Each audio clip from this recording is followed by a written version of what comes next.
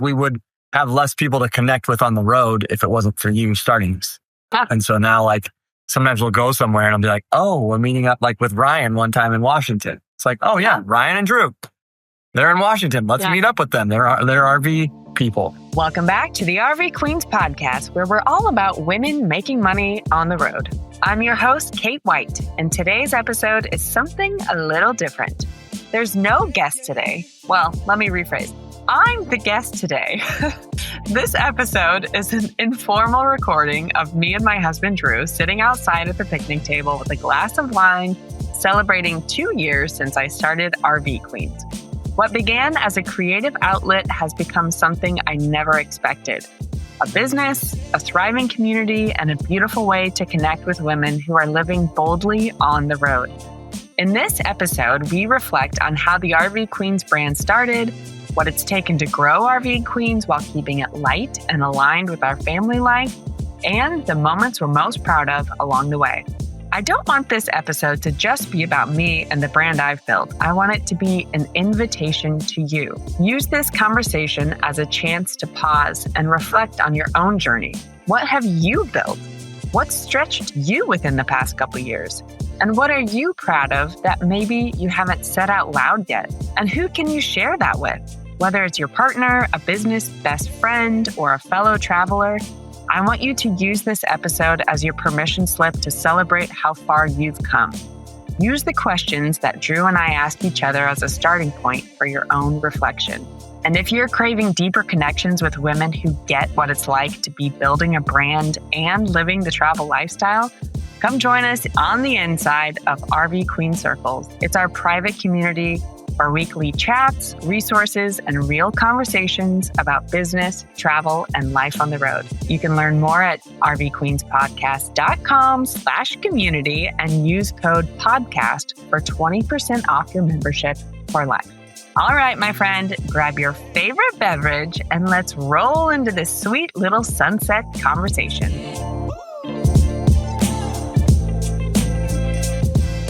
This is Drew White with RV Kings podcast. Shout out to my kings. Kate, happy 2-year anniversary of RV Queens. Thank you. What was the biggest challenge of starting RV Queens? Probably overcoming my fear of failure and really just staying light with the concept. And What does that mean? Light. I mean, well, at the very beginning, I started it as a hobby, you know? I did it for fun. And then within a few months, I already had brands reach out, I monetized it. And then I was like, oh my God, this is a business. So then the temptation was there for me to make it heavy. That's what I mean about light. Keep it fun, light, happy, positive, and not business. Business. I think what you mean by heavy is, what? Actually, I'm not going to ask. I just told you what I mean by heavy. Well, kind of. You said what you mean by light is that you didn't want to make it heavy. Okay. So I didn't want to feel stressed out by it all the time. We're having the conversation, not you're talking about. I don't want to feel stressed out by it all the time. Like your other ventures. Like my other businesses. You didn't want it to be all consuming. Yes. That's what you mean. Yes. Fair? Yeah. What's been the funnest part? Talking with the ladies every week, almost every week for the past 2 years. Got to get to know face to face, one-on-one. What are you most proud of? I think it's whenever people tell me stories about, because of RV Queens, I've been able to blah, blah, blah, especially the community members and RV Queen circles. They make business connections that help one of them make some money, or they were inspired by and learned from another RV Queen that helped them grow their own business or whatever. I love that. I had another question, but I lost it. I heard the duck walking. We're distracted by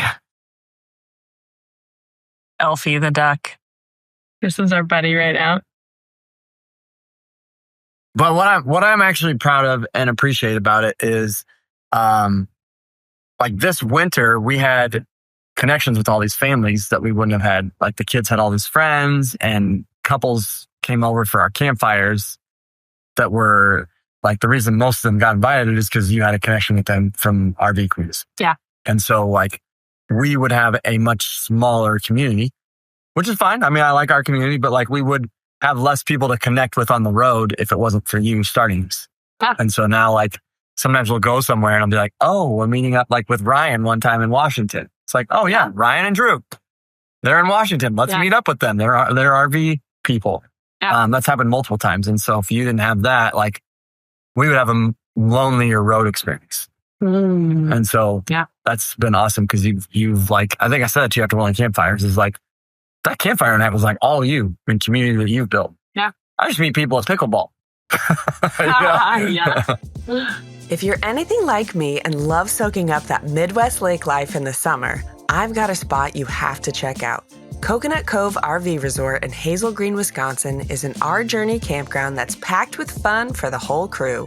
They've got a 13-acre lake with an aqua park, sandy beaches, boat rentals, and tons of family-friendly activities. Whether you're in an RV, a glamping pod, or a lakefront cabin, this tropical-themed resort has what you're looking for. Click the link in the show notes to book now and start your journey with Our Journey. What's something people would be surprised to know about you with running your business? That I spend maybe 5 hours a week on this. 5 to 10, depending on the week, depending on what's going on. Gonna call BS on it. What? How much time do you think I spend on this? Probably 10 to 15. No. Yeah. No. Yeah. Let's talk. I'm talking about mental energy. No, I'm talking about actual time. But also, I'm talking about actual sit down, do the work time. I think between podcast interviews, then you have the morning times out. Right, but like half my morning time is working out. But then there's always like, you're always listening to Marco Polos. And when you say always, I shouldn't say always. You're listening to Marco Polos frequently. And usually you've got like, I need to get this newsletter out. I need to get this out. And you're kind of like fitting in work in between everything that like, I don't think you track all that. Okay. I would say the first year 0.5, I was doing all that. But now I have help behind the scenes. So like my Sundays, I don't do any work on it because I have Sweet Kim, who's the community manager, right? And when I do Marco Polos, honestly, it's Monday mornings and Thursday mornings on the road to work out and on the road back. That's like my dedicated Marco Polo time. I might spend a little bit. Maybe I'm wrong. That, but like, definitely not as much as I used to. Okay, I'm wrong. Because but by the way, it's because I've done that on purpose. Because I don't want to feel like I have to do this and all the nooks and crannies. Well, I'm going to share what I'm most proud of with you after 2 years of this. Okay. Whether the camera's on or not. What people don't know about you is how when you ran other businesses in the past, how much it was all consuming for you. And you really just like, whatever you're doing, you were like laser focused and all in. And you have like, when you were saying that thing about lighter, like you really have, I just wanted you to clarify what that meant, but you really have like, you love this and you're passionate about it, but you've been able to be like, okay, I am going to be like with the kids first. And that's my priority. And our family and travel is priority. You take care of like a lot of things that like we can't even get into. How many things? You take care of a lot of things. And our family, like, is able to do all the things that we do because of you. And so you do have a way better balance this time around with this. And I would say that you've like done a great job of like, keeping this as like something that you're passionate about, but like, it's not like you're going to like, I'm going to set up systems because this isn't going to overtake my life. The other thing that like people wouldn't know about you, like to answer the question I asked you, is how passionate you are about like helping women and helping entrepreneur women, but other women just in general, and to find community. And like you were doing that in Omaha, where you started like a networking thing and grew it. Yeah. Huge. And so, it's just a natural gift that you have, but like, I'm really proud of how you've given all these women like a community, and then that us guys get a benefit from it too, you know? Mm-hmm. But I am most proud of how you've handled like, balancing everything, and that like you have succeeded with this and grown the business. You've helped all these women in the process, but you have like really been able to keep it light, to use words. So thank you. Cheers to you. Cheers.